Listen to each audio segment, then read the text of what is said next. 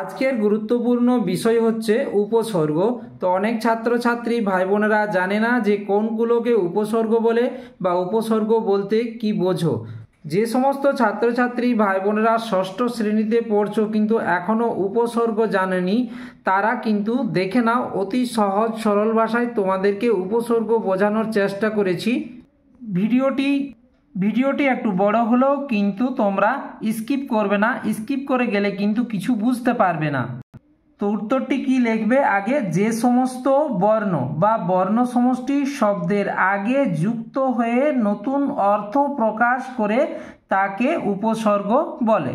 তাহলে একটু মনোযোগ সহকারে দেখে নাও, উপসর্গ কাকে বলে? যে সমস্ত বর্ণ বা বর্ণ সমষ্টি শব্দের আগে যুক্ত হয়ে নতুন অর্থ প্রকাশ করে তাকে উপসর্গ বলে।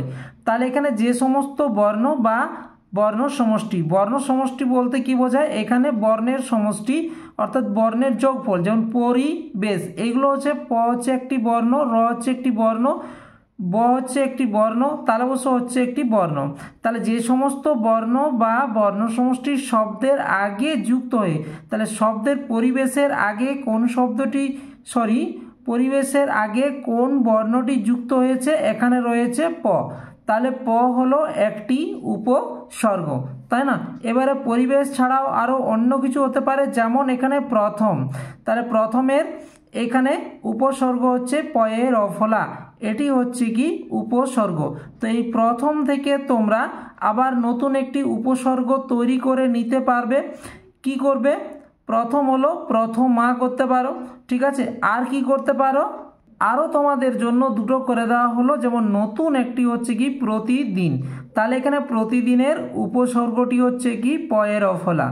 আর এখানে প্রতিবেদনের উপসর্গটি কি হচ্ছে পয়ের অফলা, ঠিক আছে? এবার অন্য কিছুও হতে পারে, তোমরা যেমন বাদল, একটা কি হতে পারে? বাদল, বয়াকার দ আর ল। তাহলে এখানে কি হচ্ছে উপসর্গটি? এখানে দেখো, এখানে উপসর্গটি হচ্ছে বয়ে আকার, ঠিক আছে? এই যে উপসর্গ, এটা হলো প্রথমটি হলো উপসর্গ। আশা করি তোমাদেরকে বোঝাতে পেরেছি। তোমরা কমেন্ট বক্সে কমেন্ট করবে। এখানে আমরা নতুন দিলাম, অদল দিলাম, বিশ্রাম দিলাম আর দিগন্ত। তো এখানে কোনগুলো উপসর্গ হবে তোমরা কমেন্ট বক্সে অবশ্যই কমেন্ট করবে।